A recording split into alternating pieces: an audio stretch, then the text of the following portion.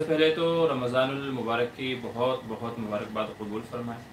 ये सन 2022 चल रहा है, रमज़ान का महीना शुरू हो गया है और गर्मी का ज़माना है, तो ऐसे में रोज़ा रखना बड़ा मुश्किल है। अल्लाह ताला से दुआ करते रहें कि अल्लाह ताला ये रोज़े रखना, रात में तरावी पढ़ना हम सब के लिए आसान फरमाए। अल्लाह ताला अपनी इबादतों की ज़्यादा से ज़्यादा तौफ़ीक़ नसीब फरमाए। नाज़रीन, आज का जो ये प्रोग्राम है, जो ये एपिसोड है 82 यानी 82वां ये हमारा लाइव सवाल जवाब मजलिस है और ये रमज़ान के महीने में है। आज समझ लीजिए पहला रोज़ा है, पहला ही रमज़ान है और रमज़ान के एतबार से हमारा पहला एपिसोड है। तो रमज़ान के ताल्लुक़ से कई सारी बातें, कई सारे मसले जो हमको पेश आते हैं, इंशाल्लाह उनको आज की इस मजलिस में हम हल करने की कोशिश करेंगे। एक भाई ने जो सवाल पूछा है कि रोज़े में हिजामा करवाना कैसा है। हिजामा का मतलब ये जो कपिंग जो कराते हैं, गंदा खून वो ब्लेड से हल्के हल्के कट मार के जो गंदा खून निकालते हैं, उसको हिजामा करना कहते हैं, जो कि सुन्नत भी है। हुज़ूर सल्लल्लाहु अलैहि वसल्लम अमूमन करवाया करते थे और आज के इस नई टेक्नोलॉजी के ज़माने में जो ये कपिंग हिजामा का जो ये कह लीजिए तरीका है, ये बहुत मुफीद और कारगर हो रहा है। बहुत सारे मसलों के अंदर, बहुत सारे दर्दों के अंदर, बीमारियों के अंदर, घुटनों का है, कमर का है, सिर दर्द है, तो अलग अलग दर्दों में ये बहुत मुफीद, बड़ा कारआमद हो रहा है। तो सवाल ये है कि जी क्या रोज़े की हालत में हिजामा करवा सकते हैं कि नहीं करवा सकते हैं। जवाब ये है कि रोज़े की हालत में हिजामा कराने की इजाज़त है, कोई हरज की बात नहीं है। इससे रोज़ा नहीं टूटेगा। वजह यह है कि रोज़ा टूटता है जबकि पेट में कोई चीज़ जाए, वो चाहे नाक मुंह के रास्ते से हो या नीचे के मकाम के रास्ते से हो। और हिजामा में खून निकाला जाता है, डाला नहीं जाता, निकाला जाता है। कट करके जिस्म के छोटे छोटे हिस्से जो है ज़रा ज़रा से कटिंग मार के तो खून निकाला जाता है। तो ज़ाहिर जब निकाला जा रहा है, डाला कुछ नहीं जा रहा है, पेट में कुछ नहीं जा रहा है, तो इससे रोज़ा नहीं टूटेगा। तो जो लोग हिजामा करवाना चाहते हैं तो वो करा सकते हैं। बस इस बात का ख्याल रखें कि ऐसा ना हो कि वो खून निकालने की वजह से आपके अंदर कमज़ोरी पैदा हो जाए और उस कमज़ोरी के पैदा होने की वजह से आपके लिए रोज़ा रखना मुश्किल ना हो जाए, डिफ़िकल्ट ना हो जाए। बस इस बात का ख्याल रखें, ऐसा ना हो कि हिजामा कराने से आपके अंदर कमज़ोरी पैदा हो जाए और रोज़े में मुश्किलात पेश आएँ। बस इस बात का ख्याल रखें। अगर आपको लगता है नहीं मैं अच्छा हूँ, सेहतमंद हूँ, हिजामा कराने से सेहत पे, रोज़े पे कोई असर नहीं पड़ेगा, तो फिर हिजामा करवाना जायज़ है, करा सकते हैं। एक भाई का सवाल है कि जो रोज़े की हालत में बीवी से शहवत अंगेज़ बातें करना, यानी मियाँ बीवी की जो पर्सनल जो बातें होती हैं, कभी कभी ऐसा होता है कि बीवी हिंदुस्तान में है, शौहर जो है वो सऊदी में है, तो प्यार मोहब्बत की भरी बातें, गुफ्तगू होती है, तो उस तरह की बातें भी चल निकलती हैं। तो ऐसे में जब बीवी से उस तरह की शहवत अंगेज़ वाली बातें होती हैं, तो कभी कभी ऐसा होता है कि हमारे आज़्व मखसूस से एक किस्म का चिकना सा पानी निकलता है, चिपचिपाहट वाला पानी निकलता है। तो भाई का सवाल ये है कि क्या इससे रोज़े पर फ़र्क पड़ेगा, क्या रोज़ा टूट जाएगा। जवाब यह है कि इससे रोज़ा नहीं टूटेगा। अगर आपको एहतिलाम नहीं हुआ है, मनी नहीं निकली है, सिर्फ चिपचिपा सा पानी जो उमूमन शहवत के वक्त जो निकलता है, अगर सिर्फ वही पानी निकला है तो इससे रोज़ा नहीं टूटेगा। हाँ ये है कि वो पानी निकलने से आपका वज़ू टूट जाएगा, वो हिस्सा धोना पड़ेगा जो मखसूस को, और कपड़े पे जिस जगह लगा हो कपड़े का वो हिस्सा आपको धुलना पड़ेगा। तो वज़ू करना पड़ेगा, जिस्म का वो हिस्सा और कपड़े का वो हिस्सा जहाँ पर लगा हो ये धोना पड़ेगा। बाकी ये है कि इससे रोज़ा नहीं टूटेगा। अलबत्ता उलमा ये फरमाते हैं कि रोज़े की हालत में बीवी से भी शहवत की बातें नहीं करनी चाहिए, बीवी से भी शहवत की बातें नहीं करना चाहिए। बल्कि शेख ने फ़ज़ाइल अमाल में, फ़ज़ाइल रमज़ान में ये लिखा है कि बाज़ उलमा ने इसको मकरूह लिखा है कि आदमी अपनी बीवी पर भी शहवत की नज़र डाले। ये तक़वे का आला दर्जा है कि आदमी अपनी बीवी को भी रमज़ान में शहवत की नज़र से न देखे। रात में तो सब चीज़ें जायज़ हैं, रात में तो कर सकते हैं, लेकिन ये रोज़े की हालत में दिन की बात हो रही है कि अपनी बीवी को भी शहवत की निगाह से ना देखे। चे जाएगी शहवत की बातें करना, फिर उससे जो चिपचिपा पानी निकलता है जिसे मज़ी कहते हैं वो निकलना, तो ये रोज़े में मुनासिब नहीं है। और कभी कभी हो सकता है ऐसा कि अगर नौजवान हूँ तो ऐसा मुमकिन है कि ये रोज़ा टूटने का ज़रिया ना बन जाए, रोज़ा टूटने का ज़रिया ना हो जाए। चूँकि जब बातें चल निकलती हैं, फिर बातें होती हैं और शैतान ऐसे मकाम पर ले आता है शहवत में कि जहाँ रोज़ा टूटने का ख़तरा पैदा हो जाता है या रोज़ा टूट जाता है। इसलिए मुनासिब नहीं है। अलबत्ता ये है बीवी आपकी है, जायज़ तो है, लेकिन बचना बेहतर है, एहतियात औला है। एक भाई का सवाल ये है कि जी मुँह में दवाई लगाई है, बहुत सारे दमे के मरीज़ होते हैं जिनको सांस फूलने की बीमारी होती है, सांस की बीमारी होती है दमे की, तो क्या ऐसी हालत में मुँह में दवाई लगाएं तो रोज़ा टूट जाएगा या नहीं। जवाब ये है कि ऐसे हजरात, बहुत सारे लोग तो वो इंसुलिन जो आती है, भप्पारा जिसको बोलते हैं, تو چھوٹا سا پش جو ہوتا ہے تو اس کو ایسے منہ میں اس کے اندر سے ایک دوائی نکلتی ہے، بہت باریک سی ہوا کے ٹائپ کی دوائی نکلتی ہے اور وہ منہ کے اندر جاتی ہے، جس سے جو دمے کے مریض جو ہوتے ہیں ان کو سکون ملتا ہے۔ یا کبھی کبھی ایسا ہوتا ہے کہ منہ میں ایک الگ سے دوائی آتی ہے، مرہم ٹائپ کوئی لکوڈ آتا ہے، اس کو لگاتے ہیں جس سے ان کو سکون ملتا ہے۔ سوال یہ ہے کہ دونوں ہی شکلوں کا حکم کیا ہے؟ وہ جو پش دوائی مارتے ہیں اس کا کیا حکم ہے؟ بھپارا انہیلر جسے کہتے ہیں، انہیلر استعمال کرنے کا کیا حکم ہے؟ دوائی لگانے کا کیا حکم ہے؟ جواب یہ ہے کہ دونوں ہی چیزیں اگر حلق تک پہنچ جائیں گے، اور ظاہر ہے کہ جب تک کہ یہ دوائی حلق سے نیچے نہ اترے تب تک کہ مریض کو سکون نہیں ملتا، کیونکہ جب وہ پھیپھڑوں میں جائے گی، دوائی نیچے پھیپھڑوں میں جائے گی تو مریض کو جا کے سکون ملے گا۔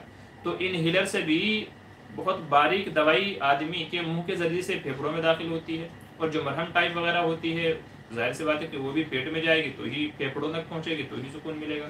تو دونوں ہی شکلوں میں اگر یہ دوائی انہیلر سے ہو یا ویسے ہو، مرہم کی شکل میں ہو، لکوڈ کی شکل میں ہو، اگر حلق سے نیچے اتر جاتی ہے، حلق تک اگر یہ پہنچ جاتی ہے تو یاد رکھیں روزہ ٹوٹ جائے گا۔ اس لیے دمے کے مریضوں کو علماء نے لکھا ہے کہ اگر وہ انہیلر استعمال کرتے ہیں تو ان کا روزہ نہیں ہوگا۔ ایسے لوگ پھر رمضان میں کیا کریں؟ علماء فرماتے ہیں کہ وہ روزہ بھی رکھیں، انہیلر بھی استعمال کریں، اور بعد میں روزوں کی قضا بھی کریں، ٹھیک ہے؟ تو ان کے لیے یہ مسئلہ ہے جو انہیلر استعمال کرتے ہیں، یا تو یہ ہے کہ اگر وہ رہ سکتے ہیں تو روزے کی حالت میں انہیلر استعمال نہ کریں، اگر روزہ رکھنا چاہتے ہیں تو باقی یہ ہے انہیلر بھپارا استعمال کرنے سے یا دوائی وغیرہ لگانے سے تو اگر حلق تک پہنچ جاتی ہے، حلق سے نیچے اتر جاتی ہے تو پھر روزہ ٹوٹ جائے گا۔ ایک بھائی کا سوال ہے کہ بیٹی کو زکوٰۃ دینا کیسا ہے؟ بیٹی کو زکوٰۃ دینا کیسا ہے؟ اس کا جواب یہ ہے کہ بیٹی بیٹا ان کو زکوٰۃ دینا جائز نہیں ہے، بیٹی کو زکوٰۃ دینا جائز نہیں ہے، شریعت نے یہ اصول بیان کیا ہے کہ آدمی کے اپنے اصول و فروع کا مطلب یہ ہے کہ میں جس سے پیدا ہوا، یعنی میرے ماں باپ، نانا نانی، دادا دادی، یا جس سے میں پیدا ہوا ہوں، مجھ سے جو پیدا ہوئے ہیں، بیٹا بیٹی، ٹھیک ہے، پوتا پوتی، نواسے نواسیاں ہیں، ٹھیک ہے، تو مجھ سے جو پیدا ہوئے ہیں، ٹھیک ہے، ان کو زکوٰۃ دینا جائز نہیں ہے، اور میں جن سے پیدا ہوا ہوں، باپ دادا وغیرہ، ان کو بھی زکوٰۃ دینا جائز نہیں ہے۔ تو بیٹی کو زکوٰۃ نہیں دی جا سکتی ہے، اس کے علاوہ بھائی ہے، بہن ہے، ان کو زکوٰۃ دی جا سکتی ہے، خالو پھوپھا ماما، ان کو زکوٰۃ دی جا سکتی ہے۔ تو اپنے اصول و فروع کو زکوٰۃ نہیں دی جا سکتی ہے، جس کے اندر بیٹی بھی شامل ہے، تو بیٹی کو زکوٰۃ نہیں دے سکتے ہیں، کسی بھی صورت میں نہیں دے سکتے ہیں۔ اگر اللہ نے آپ کو اتنا ہی مالدار بنایا ہے کہ آپ کے ذمہ زکوٰۃ ہے تو اس کو ایسے ہی مدد کرنی چاہیے، آپ کو تو اپنی بیٹی کی ویسے ہی مدد کرنی چاہیے، چاہے جائے کہ آپ زکوٰۃ سے بھی جان چھڑانا چاہتے ہیں اور بیوی کی مدد بھی بیٹی کی مدد بھی کرنا چاہتے ہیں، ٹھیک ہے۔ تو شریعت میں بیوی کو یا بیوی اپنے شوہر کو، بیٹے بیٹی کو، ماں باپ کو، دادا دادی کو، نانا نانی کو، پوتے پوتیوں کو، نواسے نواسیوں کو زکوٰۃ نہیں دی جا سکتی ہے۔ ان کو چھوڑ کر کے بقیہ لوگوں کو، جیسے بہن بھائی ہے اور خالہ خالو ہے، پھوپھا پھوپھی ہے، ماما مامی ہے، یا اور دوسرے رشتہ دار ہیں، ان کو زکوٰۃ دی جا سکتی ہے۔ چلیے اب دیکھتے ہیں کہ آج کے اس مجلس کے ہمارے کیا سوالات ہیں۔ جی محمد صاحب ہیں، السلام علیکم ورحمۃ اللہ وبرکاتہ۔ مفتی صاحب ایک مسئلہ درپیش ہے، یہ تراویح کی نماز سنت ہے تو ثواب سنت کا ملے گا یا نفل کا؟ جی تراویح کی نماز سنت ہے، اور سنت میں بھی سنت مؤکدہ ہے۔ سنت مؤکدہ کا مطلب یہ ہے کہ جو فرض کے قریب ہے، واجب کے جو قریب ہوتی ہے، یعنی جسے چھوڑنے سے گناہ گار آدمی ہوتا ہے۔ سنت کی بعض قسمیں تو وہ ہیں کہ پڑھ لی تو ثواب ہے، نہ پڑھے تو کوئی گناہ نہیں ہے، لیکن یہ سنت کی اعلیٰ کوالٹی ہے، اعلیٰ درجہ ہے یہ۔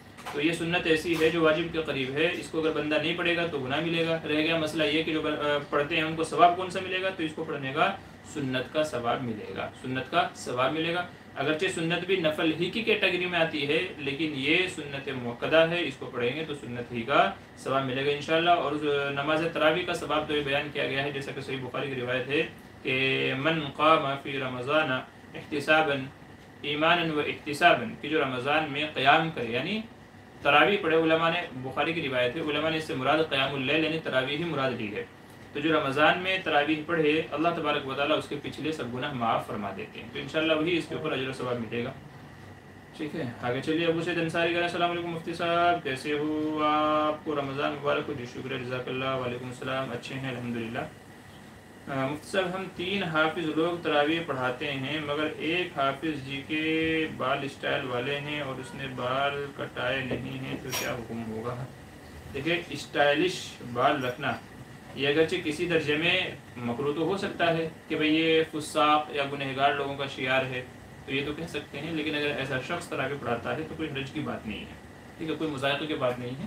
یہ ہے کہ بال وہ نہیں ہونے چاہیے کہ جن کو حدیث میں منع کیا گیا ہے، یعنی جیسے یہاں سے کٹوا لیے ہیں اور بڑے بڑے اوپر رکھے ہوئے ہیں برابر سے بالکل، جسے قزع کہا گیا کہ آزو بازو سے بالکل صاف کرا لے اور اوپر بڑے بڑے بال رکھے، وہ نہ ہو۔ اگر اسٹائلش بال ہیں، کلر کرایا ہوا ہے، یا تو جیسے بہت سارے لوگ بالوں کو کرلی کرا لیتے ہیں یا الگ الگ ان کو اسٹائل دے لیتے ہیں، شیپ جسے کہتے ہیں، الگ الگ شیپ دے دیتے ہیں، تو اگر بالوں کو شیپ دیا گیا ہے تو اگرچہ یہ مکروہ ہے کہ بھئی فساق لوگوں کا یہ عمل ہوتا ہے، جو گنہگار جو لوگ ہوتے ہیں ان کا یہ کام ہوتا ہے، غیروں کا یہ کام ہوتا ہے، شیار ہوتا ہے اسٹائلش اور فیشن وغیرہ اپنانا، تو اگرچہ یہ مکروہ ہے لیکن اس سے نماز پہ فرق نہیں پڑے گا، نماز ہو جائے گی، ٹھیک ہے؟ تو اس لیے اس مسئلے کو ایشو نہ بنائیں۔ محمد السلام علیکم حضرت جی، وعلیکم السلام جی۔ رول 34 سید الرحمان کہنا السلام علیکم رحمۃ اللہ جی، وعلیکم السلام۔ محمد بھائی کا سوال ہے، اگر مسجد میں جانا سے بہت زیادہ خطرنگ دشمن ہوں، گھر میں نماز پڑھ کر کیا آپ کیا کہہ رہے ہیں؟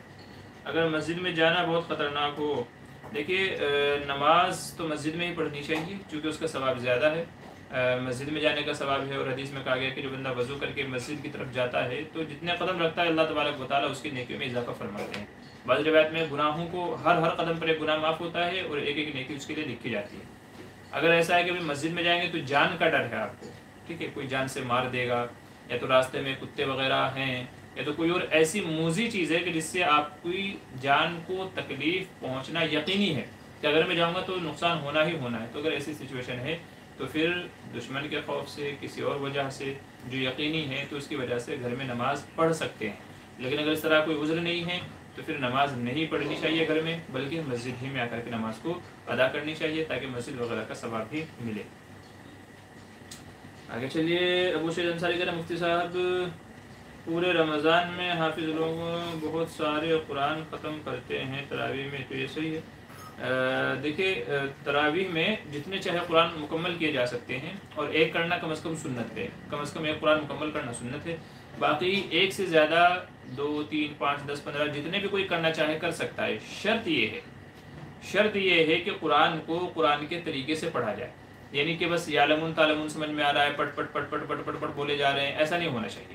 قرآن کو صحیح ڈھنگ سے ترتیل کے ساتھ میں، تجوید کی رعایت کے ساتھ میں، غنہ قواعد مخارج کے ساتھ میں، بہترین انداز میں آپ جتنے قرآن پڑھ سکتے ہیں پڑھیے، کسی نے منع نہیں کیا ہے۔ منع اس سے ہے جو ہمارے دیار میں یہاں کہ اللہ بس ہو گیا، یعنی صرف جس حرف پر ہم کو رکعت کرنی ہوتی ہے وہی آخری حرف سمجھ میں آتا ہے، یعلمون تعلمون بصیر علیم سمیع، بس یہی ہم کو آخری لفظ سمجھ میں آتا ہے، بیچ کا پڑھا ہوا کوئی سمجھ میں نہیں آتا ہے۔ تو یہ معمول نہیں ہونا چاہیے، اگر یہی پڑھنے کا انداز ہے تو پھر اس طریقے سے تو ایک بھی نہیں پڑھنا چاہیے، کیونکہ اس طریقے سے پڑھنا کہ جس سے الفاظ ہی سمجھ میں نہ آئیں، قواعد مخارج کی تجوید کی رعایت ہی نہ کی جائے، ایسا پڑھنا باعث گناہ ہے، الٹا اس کے اوپر عذاب ہے، وبال ہے۔ تو اگر آپ 10 پڑھیں گے تو اپنے گناہوں میں اضافہ کر رہے ہیں، نہ کہ ثواب میں۔ ہاں کوئی بندہ تجوید کی رعایت کے ساتھ میں، بہترین لب و لہجے میں، قرات کے ساتھ میں پڑھتا ہے، پھر کوئی حرج کی بات نہیں ہے، جتنے چاہیں قرآن مکمل کیے جا سکتے ہیں، ٹھیک ہے۔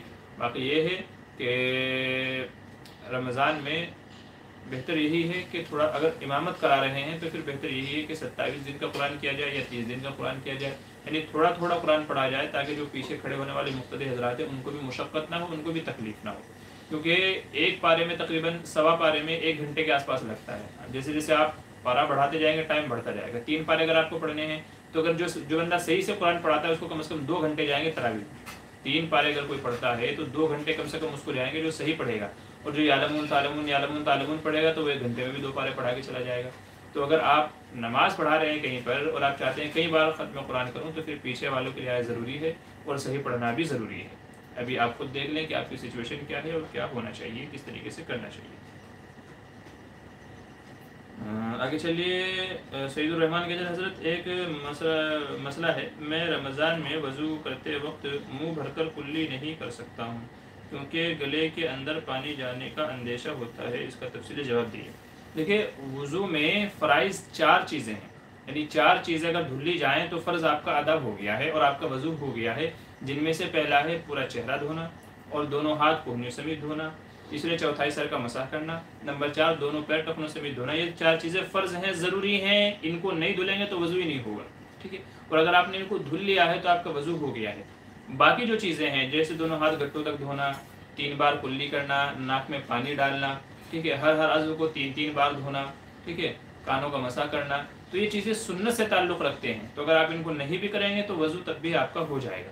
اس لیے وضو میں کلی کرنا سنت ہے، اگر آپ نے کی تو سنت کے مطابق وضو کرنے کا ثواب ملے گا، اور اگر آپ نے کلی نہیں کی ہے تو پھر آپ کا وضو تو ہو جائے گا مگر سنت کے مطابق وضو نہ کرنے کا ثواب آپ سے مطلب اس سے آپ محروم رہ جائیں گے۔ سنت کے مطابق وضو کا جو ثواب ہے وہ آپ کو نہیں ملے گا، باقی وضو آپ کا ہو جائے گا۔ 4 چیزیں آپ نے دھل لی ہیں تو آپ کا وضو ہو گیا ہے، آپ نماز قرآن وغیرہ جو چاہے پڑھ سکتے ہیں۔ پھر بھی آپ سے مشورہ یہی ہے کہ آپ کلی کو بالکل ترک نہ کریں، یعنی آپ کلی ہی نہ کریں، ایسا نہ کریں، بلکہ ہلکی پھلکی، بھلے آپ اندر تک گلے تک نہ پہنچائے، ویسے بھی گرگرے کو روزے کی حالت میں منع کیا گیا ہے۔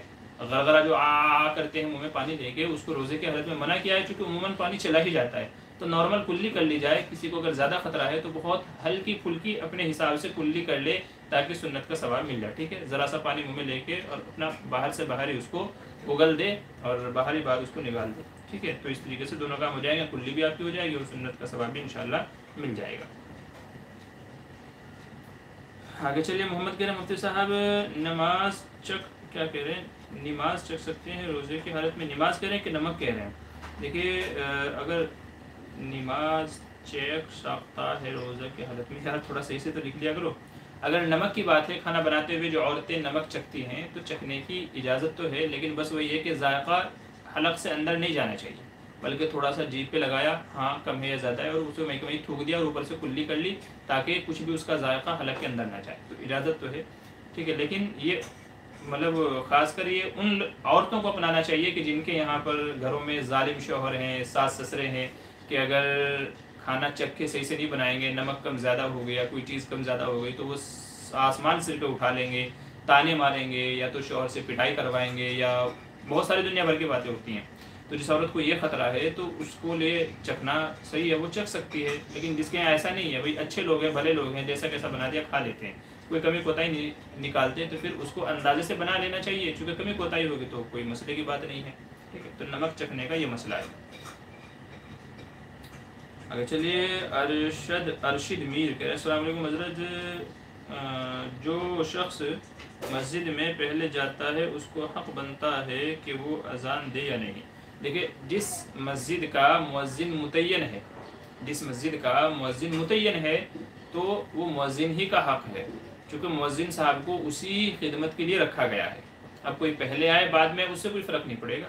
البتہ یہ ہے کہ اگر کسی مسجد کا مؤذن متعین نہیں ہے، کوئی بھی آتا ہے اذان دے دیتا ہے، تو پھر جو پہلے آیا ہے اس کو چاہیے کہ وہ اذان دے دے، اس کو چاہیے کہ وہ اذان دے دے، کیونکہ اگر وہ اذان نہیں دے گا تو بعد میں آنے والے لوگوں کو کنفیوز ہو جائیں گے، وہ سمجھیں گے کہ یہ پہلے سے آیا بیٹھا ہے تو اس نے اذان دے دی ہوگی اور اس نے اذان نہیں دی ہے، تو کبھی کبھی اس طرح کی شکل پیش آ جاتی ہے۔ بہت سارے مسئلے ہمارے پاس ایسے آئے ہیں کہ بغیر اذان کے نماز ہو گئی ہے، بعد میں معلوم پڑا نماز کے بعد میں کہ یہ اذان تو کسی نے دی نہیں تھی، کیونکہ سب ایک دوسرے کے بھروسے تھے کہ اس نے دے دی ہوگی، اس نے دے دی ہوگی، اس نے دے دی ہوگی، اس نے دے دی ہوگی، تو نتیجہ یہ ہوا کسی نے بھی اذان نہیں دی ہے اور بغیر اذان کے نماز ہو گئی۔ حالانکہ نماز تو اگرچہ ہو جاتی ہے ایسے بغیر اذان کے بھی، نماز تو ہو جاتی ہے لیکن سنت کے خلاف ہے، تو جو پہلے آیا ہے تو اس کو چاہیے کہ وہ اذان دے دے تاکہ بعد میں آنے والے کو کنفیوژن نہ رہے، اور اگر کوئی بعد میں آنے والا اذان دے تو یہ بول دے بھائی میں اذان دے چکا ہوں، تو اس طریقے سے بغیر اذان کے نماز بھی نہیں ہوگی، اذان بھی ہو جائے گی، بعد میں آنے والوں کو کنفیوژن بھی نہیں ہوگا اور لوگ ایک دوسرے پر بھروسہ بھی نہیں کریں گے۔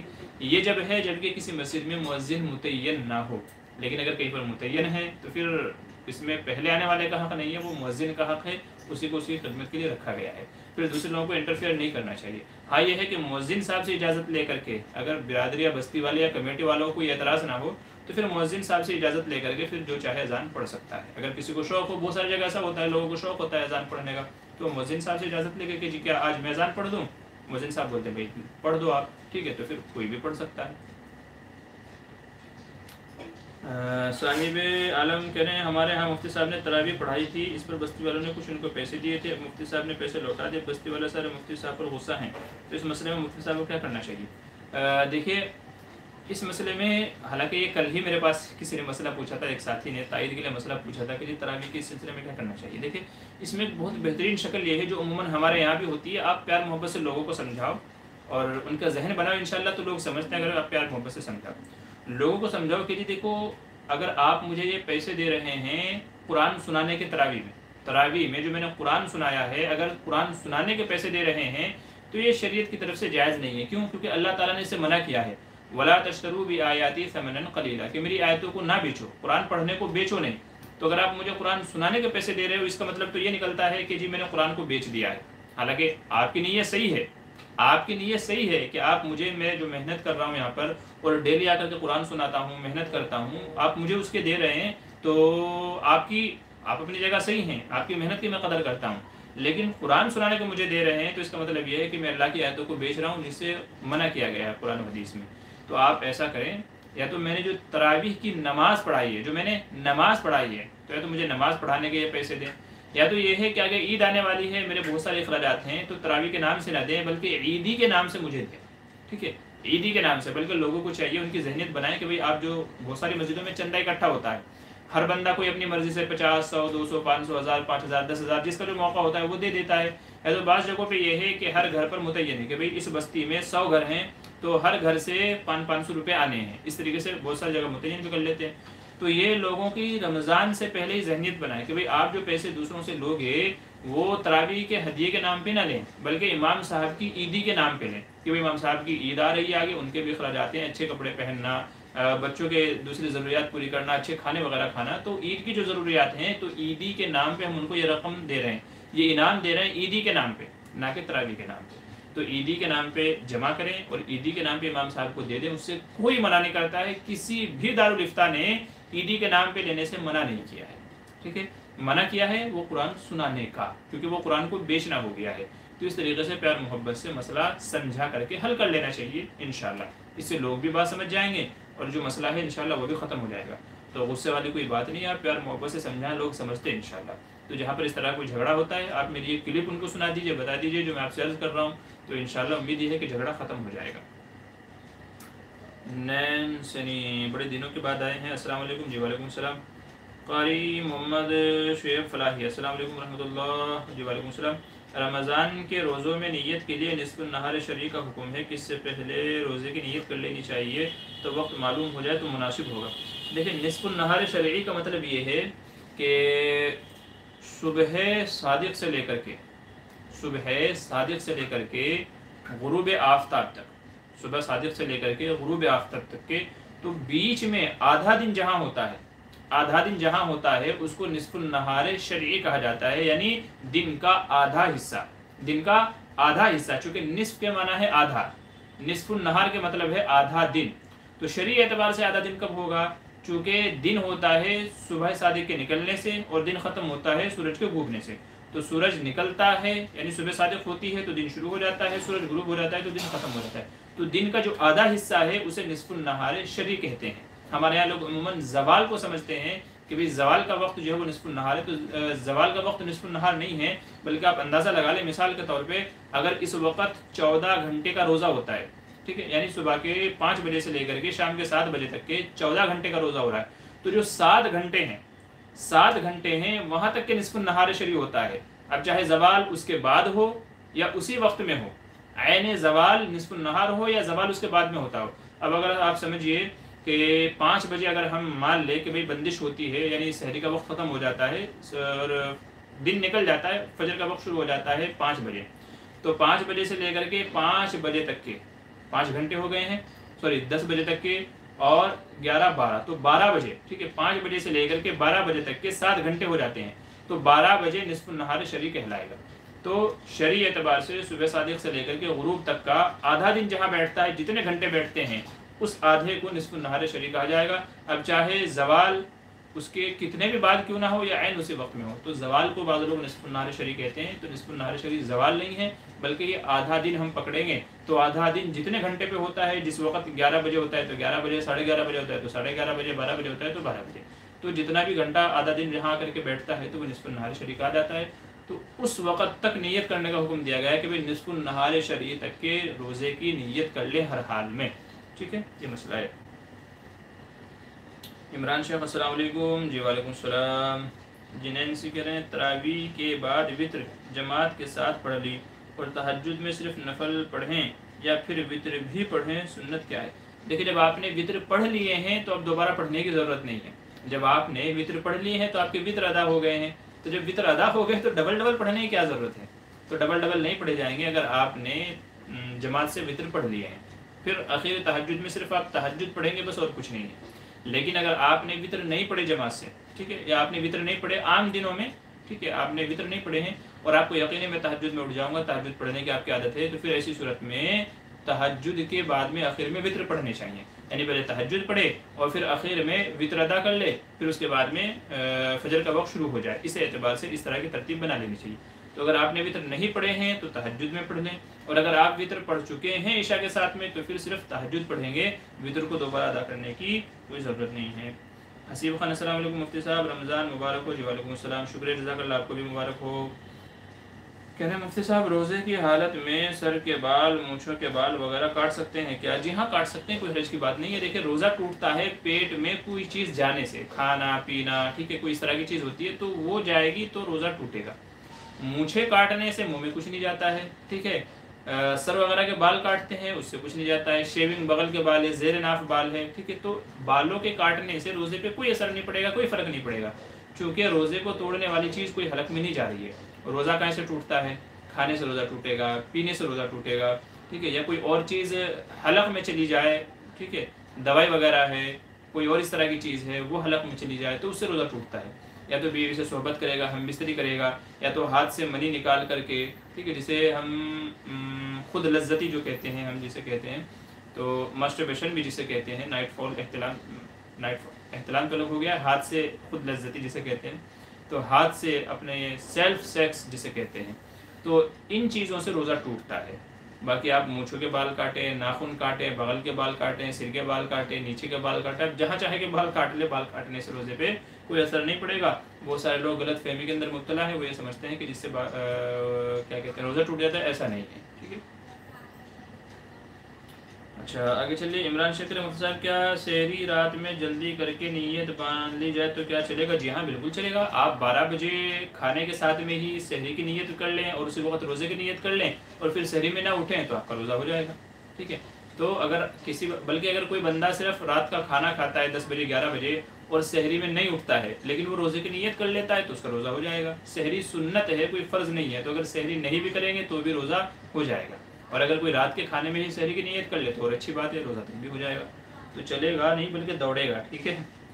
अबू सईद अंसारी कहते हैं मुफ्ती साहब वित्र की नमाज जमात के साथ पढ़नी है रमज़ान में, मसला ये है कि वित्र की फर्स्ट पढ़नी चाहिए या स्लो पढ़ाना चाहिए, और दूसरा मसला वित्र की नमाज की सुन्नत क्या है? देखिए वित्र की नमाज को इत्मीनान से पढ़नी चाहिए, जमात में मतलब उम्मन रमज़ान में जमात से होती है, तो बहुत ज़्यादा फास्ट नहीं पढ़ाना चाहिए और बहुत ज़्यादा स्लो तो आप कितना भी पढ़ सकते हैं। जैसे हम उम्मन नमाज में पढ़ते हैं, 5 वक्त नमाज़ें हम पढ़ाते हैं, जैसे मगरिब में क़रात होती है, इशा में क़रात होती है, तो अगर आप उस तरह चाहें तो उस तरह भी पढ़ा सकते हैं, और उसे थोड़ी सी जल्दी करें तो वो भी पढ़ा सकते हैं। इतनी जल्दी नहीं होनी चाहिए जितना हम तरावी में जल्दी करते हैं, उससे थोड़ा सा स्लो ही रखना चाहिए, ठीक है।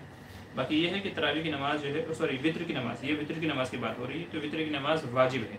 अब इसकी सुन्नतें क्या है वित्र की नमाज में, तो उम्मन जो दूसरी नमाज़ों की सुन्नतें हैं वही इसकी भी सुन्नतें हैं। मज़ीद तफसील देखनी हो तो किताबुल मसाइल जिल्द नंबर 1 में आप देख लीजिएगा, ठीक है, वहाँ पर आपको वित्र की नमाज के सिलसिले में सारी चीज़ें मिल जाएंगी। सैदुर रहमान की हज़रत, मैं हॉस्टल में रहता हूँ और यहाँ 7 बजे के बाद बाहर जाना मना है, जब मैं अकेले सिंगल तरावी पढ़ूँगा तो क्या चुपके यानी बिना आवाज़ के पढ़ सकता हूँ? देखिए नमाज में क़रात जो है ये फ़र्ज़ के दर्जे में है, और क़रात का मतलब ये है कि आदमी इतनी आवाज़ से पढ़े कि ख़ुद को सुनाई दे, इतनी ज़ोर से ना पढ़े कि दूसरे लोगों को सुनाई दे, ये कोई फ़र्ज़ नहीं है, लेकिन कम से कम इतनी आवाज़ से पढ़े कि ख़ुद को सुनाई दे, बिना होंठ हिलाए। जो लोग दिल ही दिल में क़रात करते हैं, याद रखिए उनकी क़रात नहीं होगी, इस तरह नमाज़ पढ़ना सही नहीं है। बिना होंठ हिलाए दिल ही दिल में क़रात करना, इससे नमाज नहीं होती।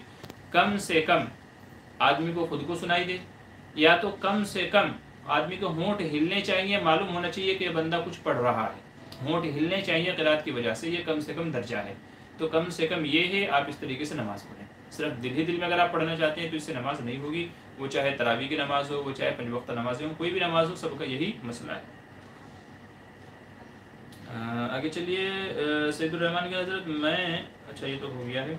तरावी की दुआ में वल अज़मती पढ़ना क्या गलत है? देखिए वल अज़मती पढ़ना गलत नहीं है, चूँकि अज़मती ज़ुआ पे ज़बर भी असल तो ज़बर ही है। वल अज़मती हमारे यहाँ वल अज़मती पढ़ते हैं, ज़ुआ पे जज़म लगाते हैं। उम्मन जो दुआएं भी हैं आजकल तो उन पर भी ये लिखा हुआ है, लेकिन असल में ज़बर है यहाँ पर। वल अज़मती, अज़मत के माना है बुजुर्गी, बड़ाई, किबरियाई।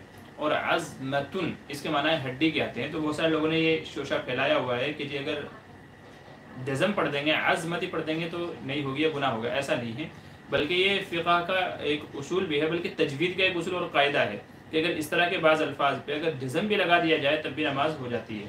अगर कोई लफ्ज़ ऐसा है कुरान करीम में, उसका एक उसूल, एक ज़ाब्ता है, इंशाअल्लाह वो मैं किसी और दूसरी वीडियो में उसको मुकम्मल एक्सप्लेन कर दूंगा, तजवीद का जो कायदा है।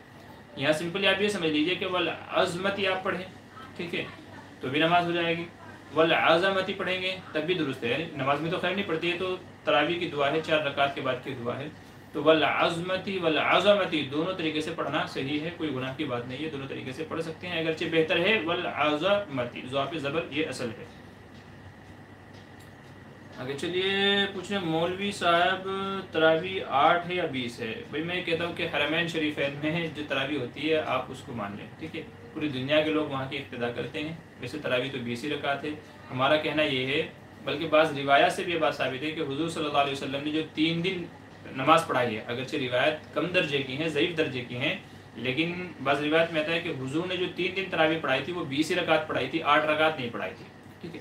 उसके बाद में नंबर 2, हम सहाबा वाले हैं, सहाबा ने जो अमल किया है हम उसके मुताबिक अमल करेंगे, क्योंकि हुज़ूर सल्लल्लाहु अलैहि वसल्लम ने इरशाद फरमाया कि मेरे सहाबा की जो सुन्नत है, उनका जो तरीक़ा है वो भी हक़ है, तुम उसके मुताबिक अमल करोगे तो इंशाअल्लाह वो भी मेरे ही तरीक़े के मुताबिक अमल होगा, ठीक है। तो अलैकुम बिसुन्नती व सुन्नतिल खुलफ़ाइर राशिदीन अल महदीयीन, तो वो खुलफ़ाए राशिद जिन्हें हम अबू बकर, उमर, उस्मान और अली कहते हैं, तो इन सहाबा के ज़माने में जो काम हुआ है और इनकी सहमति से, इत्तिफ़ाक़ व इत्तिहाद से हुआ है, तो वो भी सुन्नत ही है, वो कोई बिदअत नहीं है। इसलिए हम सहाबा वाले हैं, सहाबा ने जैसे पढ़ी है हम वैसे पढ़ते हैं। हज़रत उमर फ़ारूक़ रज़ियल्लाहु अन्हु ने तमाम सहाबा को 20 रकात पर जमा फरमाया था। मस्जिद नबवी में 20 रकात होती थी। और ताज्जुब की बात यह है कि अम्मा आयशा वाली जो रिवायत है 8 रकात वाली, जिससे बाज़ लोग गलत फहमी के अंदर मुब्तला हैं,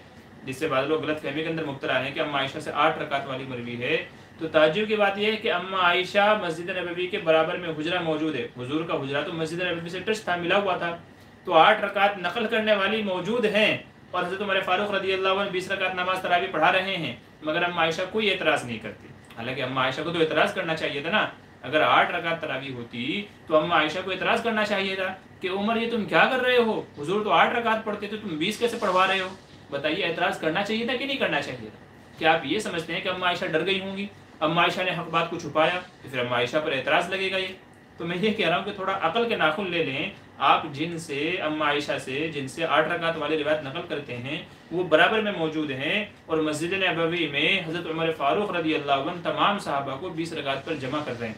मुवत्ता इमाम मालिक की रिवायत आप उठा करके देख लें, और मुसन्नफ़ इब्न अबी शैबा में है, मुसन्नफ़ अब्दुर रज़्ज़ाक़ में है, कई सारी हदीस की किताबों में रिवायत मौजूद है कि हज़रत उमर फ़ारूक़ रज़ियल्लाहु अन्हु ने तमाम सहाबा को जमा फरमाया 20 रकात पर, जिसमें हज़रत अली भी मौजूद हैं और उस्मान भी मौजूद हैं और बड़े बड़े अजिल्ले सहाबा मौजूद हैं, मगर किसी ने कोई एतराज़ नहीं किया है, किसी ने कोई एतराज़ नहीं किया है।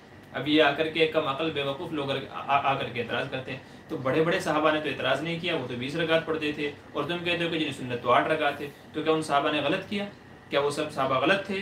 क्या उन्होंने हक़ को छुपाया? क्या उम्मत को गलत पैगाम दे करके गए हैं? नहीं, ऐसा नहीं है। इसलिए हम कहते हैं कि हम सहाबा वाले हैं, जो सहाबा ने अमल किया है हम भी वही अमल करते हैं। अब आपको सहाबा की नहीं माननी है तो फिर आप जानें। फिर हदीस में जो कहा गया कि भाई मेरे सहाबा की सुन्नत को पकड़ करके रखो, वो भी हक है, तो फिर इसका जवाब कल क़यामत में आप ही दे देना। जब हुजूर पूछेंगे कि उमर फ़ारूक ने 20 पढ़ी थी, तूने क्यों नहीं पढ़ी थी? तूने क्यों नहीं पढ़ी थी? अम्मा आयशा भी तो मौजूद थी, अम्मा आयशा ने भी पढ़ी होगी आपके बकौल। तो अम्मा आयशा भी, जब हुजूर के ज़माने में औरतें भी मस्जिद नबवी में नमाज़ पढ़ने आती थी, तो अम्मा आयशा भी तो आई होंगी ना नमाज़ पढ़ने, बराबर में हुजरा मौजूद है, तो अम्मा आयशा भी नमाज़ पढ़ने आई होंगी। तो जो 8 रकात नकल कर, यानी जिनसे आप नकल करते हैं वो खुद 20 रकात पढ़ती हैं हज़रत उमर फ़ारूक रज़ियल्लाहु अन्हु के ज़माने में, और आप कह रहे हो कि जी 8 रकात है। तो ये बड़े ताज्जुब की बातें, बात हज़म नहीं होती। अगर मेरे इस सवाल का जवाब आपके पास होगा तो ज़रूर दीजिए, ठीक है। मोहम्मद साहब कह रहे मुफ्ती साहब अगर मैं एतिकाफ़ कर सकता हूँ अगर 5 वक्त की नमाज रमज़ान में अदा करें, क्या कह रहे हैं आप? देखिए एतिकाफ़ तो कोई भी बंदा कर सकता है, और ज़ाहिर है कि जब आप मस्जिद में रहेंगे तो नमाज़ें तो आपको अदा करनी ही पड़ेंगी, तो मस्जिद नमाज़ें तो आपको पढ़नी पड़नी है। हाँ ये है कि कोई बंदा 5 वक्ता नमाजी नहीं है, साल भर नमाज़ें नहीं पढ़ता है, तो क्या वो एतिकाफ़ कर सकता है? जी हाँ, वो भी एतिकाफ़ कर सकता है। कम से कम इसी बहाने से ही 5 वक्ता नमाज़ें हो जाएंगी, और हो सकता है कि यही आदत उसके लिए साल के दूसरे महीनों में भी 5 जगह नमाज जमात से पढ़ने की उसको शौक़ दिलाए और उसकी आदत पड़ जाए। तो बहरहाल एतिकाफ़ कोई भी कर सकता है। नमाज़ें तो ज़ाहिर सी बात है जब मस्जिद में ही होंगे तो नमाज़ें तो पढ़ेंगे ही। ये थोड़ा मुमकिन है कि अल्लाह घर में बैठे उधर नमाज़ हो रही है और आप नमाज़ नहीं पढ़ रहे हो। और अगर इसके अलावा कोई और सवाल है तो ज़रा वाज़ेह अंदाज में उसको लिखिएगा। जी अरशद मीर कह रहे हैं हज़रत इंसान बालंग कब होता है, बालिग कब होता है? अजान के लिए बलग क्या कह रहे हैं? बलंग लिखा हुआ है, आपने बालिग होता है भाई, अल्फाज तो सही लिख जाया कीजिएगा। जी देखिए शरीयत में कुछ सिम्टम्स, कुछ अलामतें बताई गई हैं कि लड़के लड़की के अंदर जब वो अलामतें पाई जाएँ तो वो शरीय एतबार से बालिग हो जाता है। उसकी उम्र चाहे कोई भी हो, उम्र चाहे कोई भी हो, जब वो अलामतें पाई जाएँ तो वो बालिग हो जाता है। उन अलामतों में से है जैसे मूँछों का उगाना, दाढ़ी का उगाना, बगल में बालों का उगाना, ज़ेर नाक बालों का उगाना, एहतिलाम का हो जाना, लड़की है तो उसको हैज़ का आ जाना, लड़की है तो हैज़ का आ जाना। तो ये कुछ अलामतें ऐसी हैं कि जिनसे मालूम ये हो जाता है कि भाई ये बच्चा बच्ची बालिग हो गए हैं। तो अगर किसी के अंदर इन अलामतों में से कोई भी एक अलामत पाई गई तो वो शरीय एतबार से बालिग समझा जाएगा या समझी जाएगी।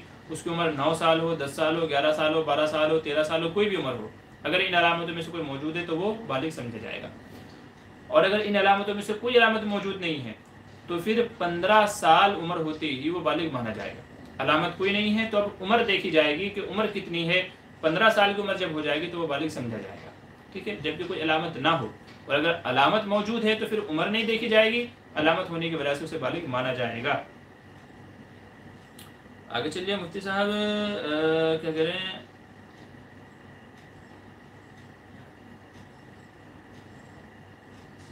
चलिए बदतमीज बातें मत करो। ठीक है भाई, नहीं करेंगे, आपको नहीं सुनना है मत सुना। मैं तो शरई मसला बता रहा हूँ, अपनी तरफ से थोड़ा ही कुछ आपको बता रहा हूँ। इमरान खान मुफ्ती साहब एतिकाफ़ में नमाज पढ़ा सकते हैं क्या? जी हाँ बिल्कुल, एतिकाफ़ में नमाज़ पढ़ा सकते हैं, पढ़ सकते हैं। मैं समझाता पढ़ा सकते हैं क्या? जी बिल्कुल नमाज़ पढ़ा सकते हैं। अगर इमाम साहब एतिकाफ़ में है वो भी नमाज़ पढ़ा सकते हैं, कोई और बंदा एतिकाफ़ में वो नमाज़ पढ़ाना चाहे तो पढ़ा सकते हैं। तो एतिकाफ़ में नमाज़ पढ़ाने से कोई मनाही नहीं है, पढ़ा सकते हैं।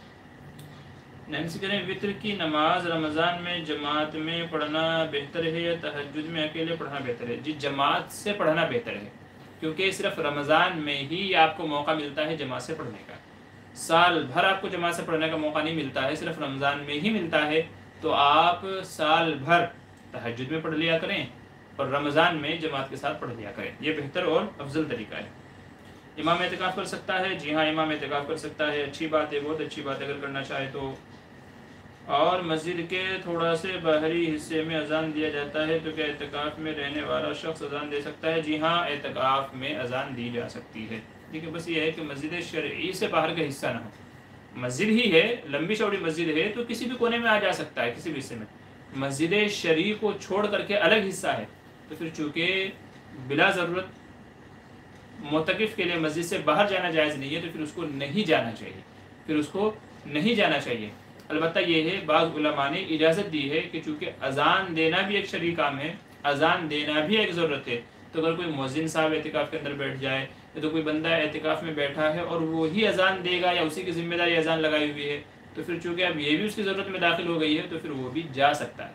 खुलासा ये है कि मोतकिफ़ अगर अज़ान देना चाहे तो उसके लिए अज़ान देने की इजाज़त है, अगरचे जो अज़ान देने वाला हिस्सा है वो मस्जिद शरई से बाहर हो। लेकिन बस यही है कि अज़ान देने के वक्त जाए, ऐन वक्त पे जाए और दे करके फ़ौरन मस्जिद के अंदर आ जाए, फालतू वक्त इधर उधर खर्च ना करे। सैयद रहमान के साथ मेरे रूममेट नॉन मुस्लिम हैं, उनको इस्लाम की बहुत कुछ नॉलेज है। मैंने कल सामान ख़रीद कर लाया था, वो बोल रहा है कि वो मुझे खाना बनाकर खिलाएगा, क्या उसके हाथों खाना खा सकते हैं? देखिए अगर सारी चीज़ें हलाल हैं, ठीक है, वो सिर्फ बनाने का बोल रहा है कि भाई आप जो भी सामान लेकर गया मैं आपको बना करके दूंगा, और आपको यकीन है कि वो खाने में कोई नापाकी गंदगी नहीं मिलाएगा, सही तरीके से बनाएगा वो, ठीक है, कोई शरारत नहीं करेगा, तो फिर गैर मुस्लिम के हाथों का बना हुआ खाना भी खा सकते हैं, कोई हर्ज की बात नहीं, ठीक है। تو غیر مسلم کے ہاتھوں کا بنا ہوا کھانا کھایا جا سکتا ہے، بس یہ کہ وہ کھانے میں کوئی شرارت نہ کرے، جیسے کھانے میں تھوک دیا، کوئی اور ناپاک گندی چیز ملا دی، گندا پانی ڈال دیا، تو اس طرح کی کوئی شرارت نہ کرے۔ تو اگر آپ کے بھروسے مند ہے، اعتبار والا ہے، صحیح طریقے سے بنانا جانتا ہے، تو پھر اس کے ہاتھوں کا بنا ہوا کھانا جائز ہے۔ ارشد میر کا صبح اذان کے بعد جلدی نماز پڑھ سکتے ہیں؟ جی ہاں پڑھ سکتے ہیں۔ وقت ہو گیا ہے تو آپ وقت کے فوراً بعد پڑھ سکتے ہیں، وقت ہو جانے کے بعد آپ جتنی چاہے جلدی اور جتنی چاہے دیر سے پڑھ سکتے ہیں، کوئی حرج کی بات نہیں ہے۔ آگے چلیے، کہہ رہے یوسف 8 رکعت پڑھتے ہیں؟ یوسف پتہ نہیں بھائی، 8 رکعت پڑھنے والے 8 رکعت پڑھتے ہیں، وہ ان کی سمجھ کی بات ہے، ان کو جتنا سمجھ میں آیا انہوں نے وہ لے لیا۔ بہرحال باقی یہ ہے کہ جمہور امت کا آج تک تعامل چلا آ رہا ہے 20 رکعت کا۔ حرمین شریفین، مسجد نبوی اور مسجد حرام دونوں میں 20 رکعت ہوتی ہے، اور دنیا کے اکثر حصوں میں 20 ہی رکعت ہوتی ہے، 8 رکعت نہیں ہوتی۔ ٹھیک ہے، یہ تو 8 رکعت ابھی پچھلے 20 30 50 سالوں سے لوگوں نے یہ شوشہ چھوڑا ہوا ہے، نہیں تو اس سے پہلے 8 رکعت آپ کو ملے گی ہی نہیں۔ آپ دور دور تک اٹھا کر کے دیکھ لیجئے گا، آپ کو ایک مسجد نہیں ملے گی کہ جہاں پر 8 رکعت ہوتی ہو، ہر جگہ 20 رکعت ہوتی تھی، ہر جگہ، اور آج بھی یہی ہوتی ہے، چونکہ متوارث یہی چلا آ رہا ہے، سنت یہی طریقہ ہے۔ محمد کریں گھر کی بات کی، گھر میں اعتکاف کرنا اگر گھر میں وقت کی نماز ہو؟ جی نہیں، دیکھیں مرد کے لیے گھر میں اعتکاف جائز نہیں ہے۔ مرد کے لیے گھر میں بھلے ہی 5 کے بجائے 6 وقت نماز ہوتی ہو، ٹھیک ہے، لیکن مرد کے لیے گھر میں اعتکاف جائز نہیں ہے، اعتکاف نہیں ہوگا مسجد کے لیے، مرد کے لیے سنت اعتکاف مسجد ہی میں ہوگا۔ تو جو اعتکاف کرنا چاہتا ہے مرد حضرات میں سے، تو وہ مسجد کے اندر جا کر کے اعتکاف کرے گا، گھر میں نہیں ہوگا۔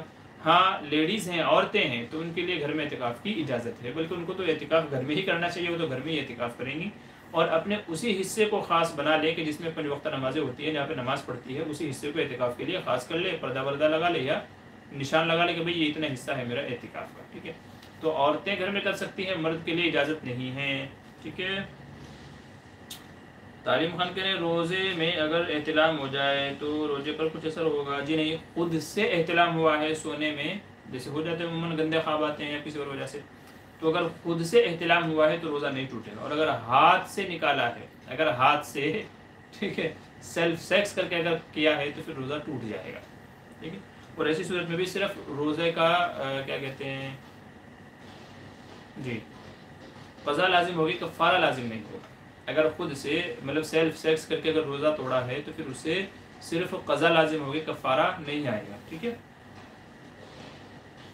ایم ڈی صداقت کہہ رہے ہیں السلام علیکم مفتی صاحب، تراویح میں 20 رکعت کے بجائے 18 رکعت پڑھ دے اور وتر کے بعد پتہ چلے تو اس کا کیا ہے؟ برائے مہربانی آپ نے یہ واٹس ایپ پہ پوچھا تھا، میں نے اس کا جواب دے دیا تھا۔ دیکھیے اگر 18 رکعت پڑھائی ہیں تو تہجد سے پہلے آپ 2 رکعت پڑھ لیجئے تاکہ 20 ہو جائے، لیکن نماز ہو گئی ہے، لوگ اپنے اپنے گھروں کو چلے گئے ہیں، کسی کو پتہ ہی نہیں ہے، تو جس کو پتہ چلا ہو وہ تہجد سے پہلے 2 رکعت پڑھ لے، اور جن کو نہیں پتہ چلا کوئی بات نہیں، بات ہو گئی، ٹھیک ہے۔ جب ان کو بعد میں پتہ چلے وقت نکلنے کے بعد میں، یعنی فجر کے بعد میں جا کر کے پتہ چل رہا ہے کہ جی 18 رکعت ہوئی تھی، تو پھر ان کو چاہیے کہ وہ توبہ استغفار کرے اور آئندہ اس کا خیال رکھے۔ بہرحال 18 رکعت غلطی سے پڑھا دی گئی ہے تو وقت کے اندر دور پڑھ لینی چاہیے، وقت نکل گیا ہے تو پڑھنے کی ضرورت نہیں ہے۔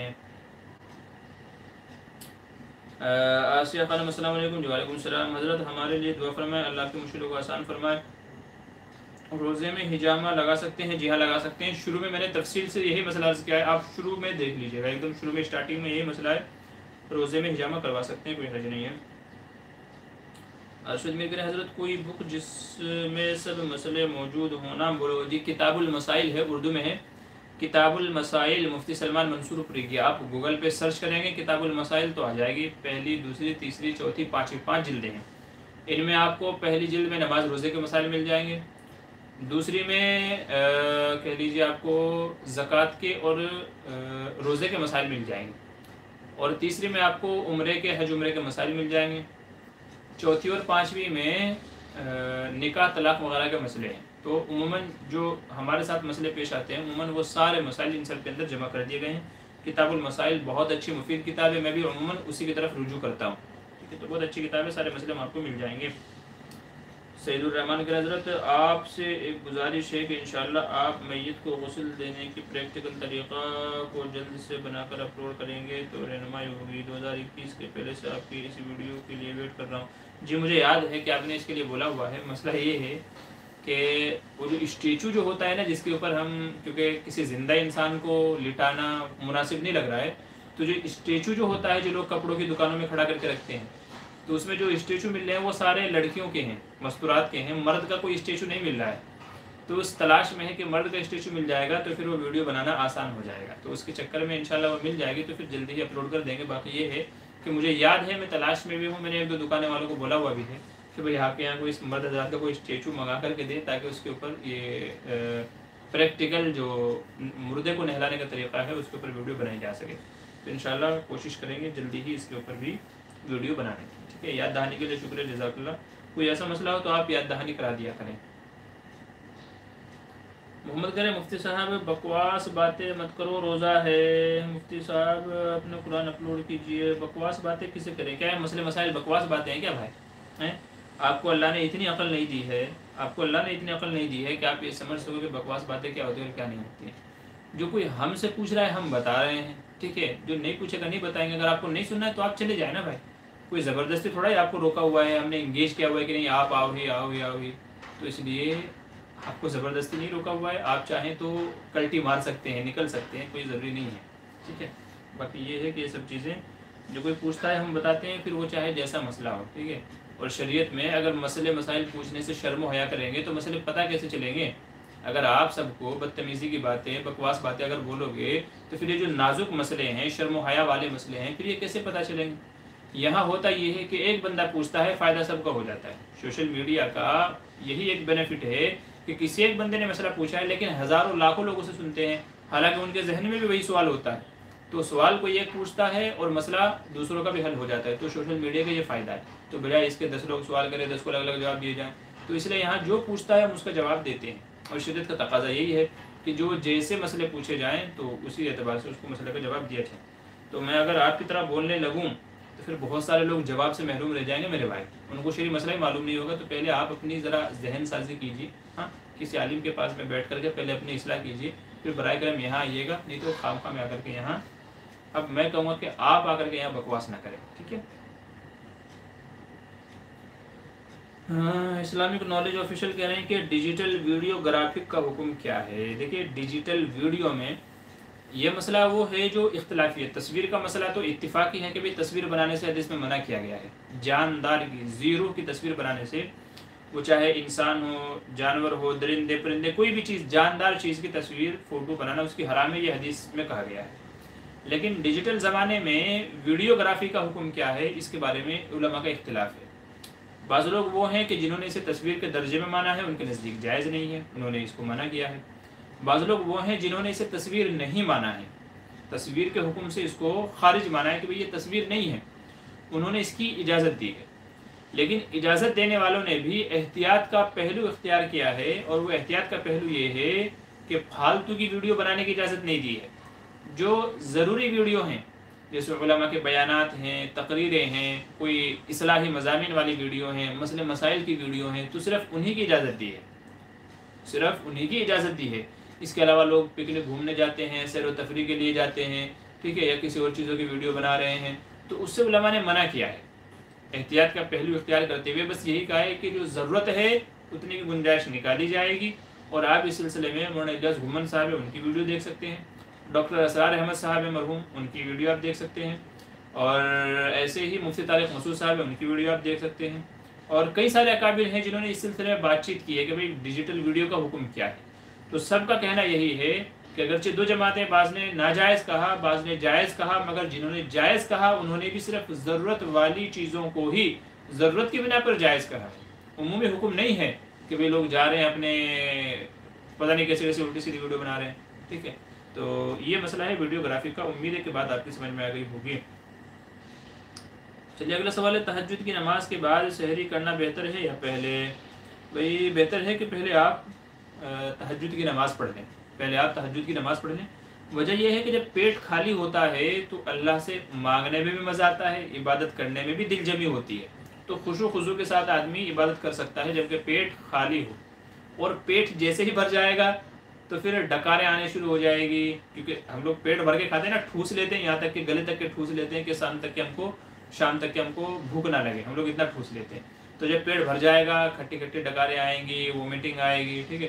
تو جو دل جمعی جو شوق پیدا ہونا چاہیے وہ پیدا نہیں ہوتا ہے عموماً کھانے کے بعد میں. آدمی کے لیے اٹھنا بھاری ہو جائے گا، بیٹھنا مشکل ہو جائے گا. تو یہ سب چیزیں ہو جاتی ہیں کھانا کھانے کے بعد نماز پڑھنے میں. اس لیے بہتر یہ ہے کہ پہلے آپ تہجد کی نماز پڑھ لیں، اللہ سے راز و نیاز کی باتیں مانگنا جو بھی چیزیں مناجات کر لیں، پھر اس کے بعد میں سحری کر لیں اور فجر کی نماز کا وقت ہوتے فجر کی نماز کے لیے چلے جائیں، یہ بہتر ہے.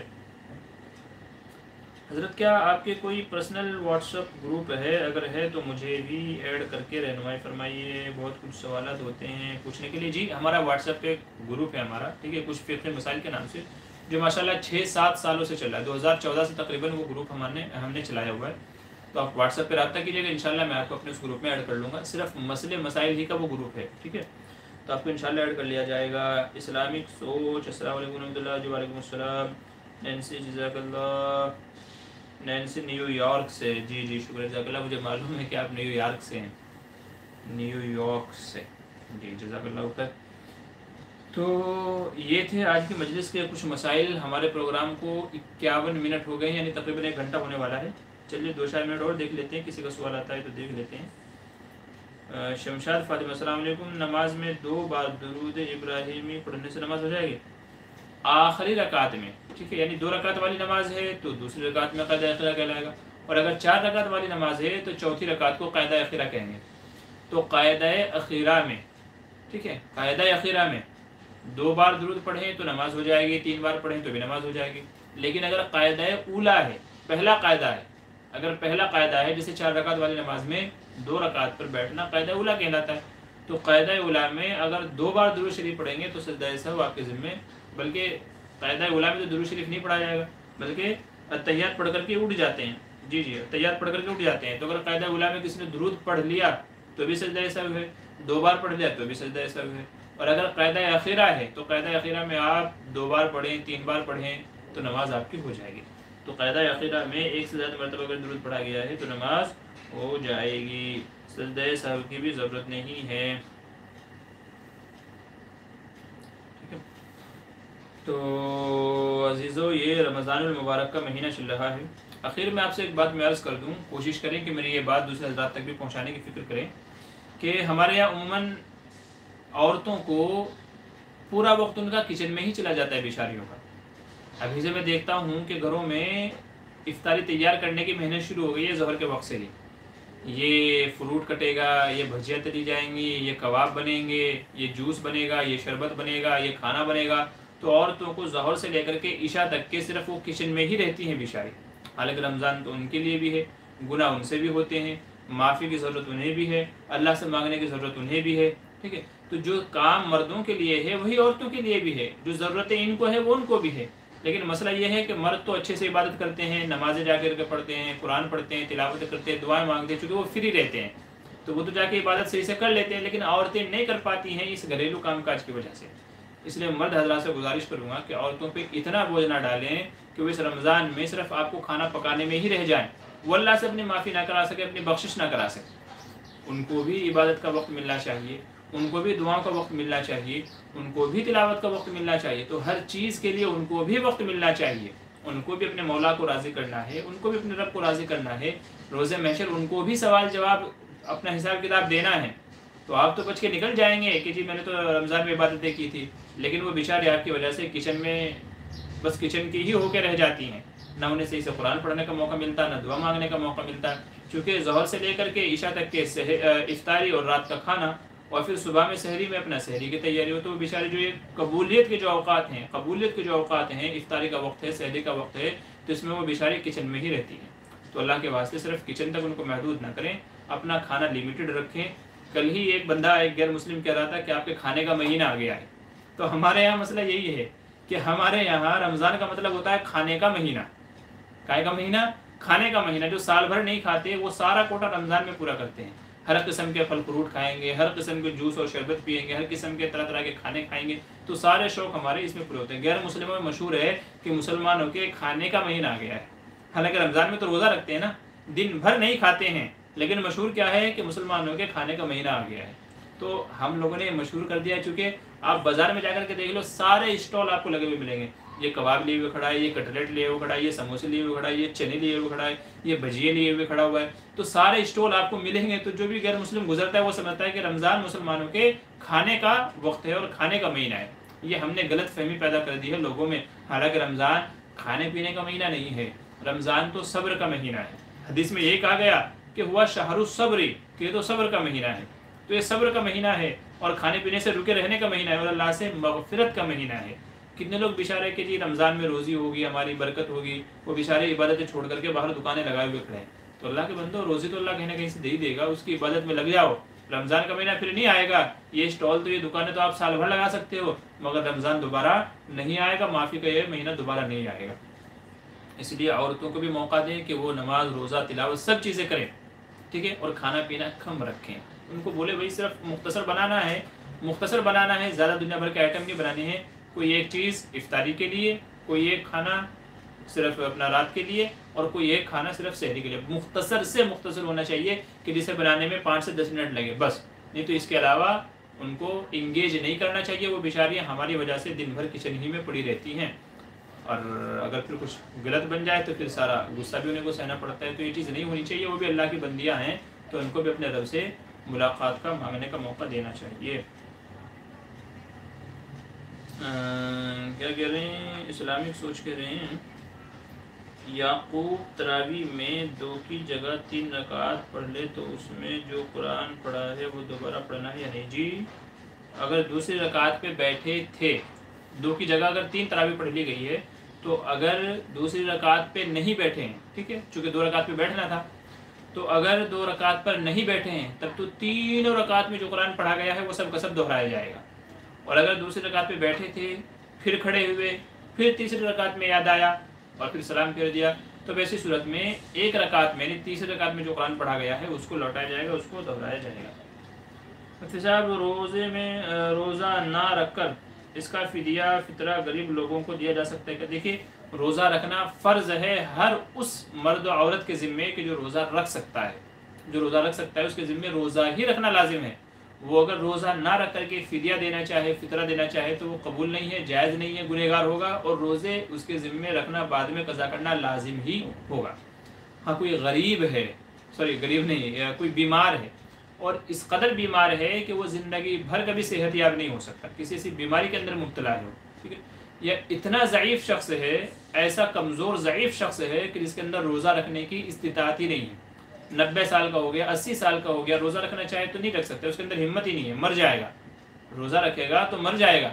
تو اگر کوئی ایسا شخص ہے تو بہت زیادہ عمر اور ضعیف ہونے کی وجہ سے، یا کسی بیماری کے اندر مبتلا ہے کہ اسے صحت یاب ہی نہیں ہوگا زندگی بھر، تو صرف ایسے مجبور اور معذور شخص کے لیے روزہ نہ رکھ کر کے فدیہ دینے کی اجازت ہے۔ باقی جو رکھ سکتا ہے، آج بیمار ہے لیکن 2 مہینے میں صحیح ہو جائے گا، سال 2 سال میں صحیح ہو جائے گا، تو شریعت کہتی ہے یہ بھی فدیہ نہیں دے سکتا۔ 1 سال میں صحیح ہوگا نا، کوئی بات نہیں ہے، 1 سال تک ویٹ کرے، 1 سال کے بعد روزے رکھے، قضا کرے بعد میں۔ 2 سال میں صحت یاب ہوگا، 2 سال تک رکا رہے، 2 سال کے بعد میں قضا کرے۔ تو جو روزے رکھ سکتا ہے، آج نہیں صحیح کل صحیح، اس کے ذمہ روزہ ہی رکھنا لازم ہے، فدیہ دینے کی اجازت نہیں ہوگی۔ فدیہ صرف وہی شخص دے گا جو بہت زیادہ ضعیف ہو، کمزور ہو، بڑی عمر کا ہو، یا بہت زیادہ بیمار ہو اور بیمار سے شفا یابی کی امید ہی نہ، تو صرف ایسا شخص فدیہ دے سکتا ہے، باقی عام حالات میں اجازت نہیں ہے۔ اچھا، چلیے، پروگرام کو ہمارے 1 گھنٹہ ہو گیا ہے، اور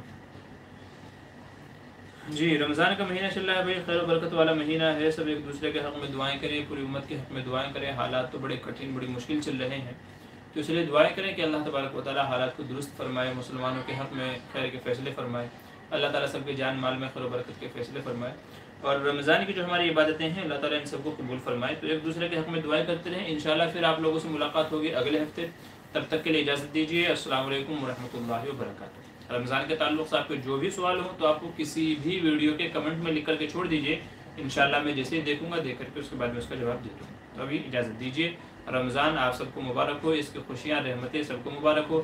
رمضان کا عشرہ ہے، یہ رحمت کا عشرہ کہلاتا ہے کہ جی پہلا عشرہ جو ہے وہ رحمت کا عشرہ ہے، تو اس لیے کوشش کریں کہ اس عشرے کو مکمل طریقے سے وصول کریں۔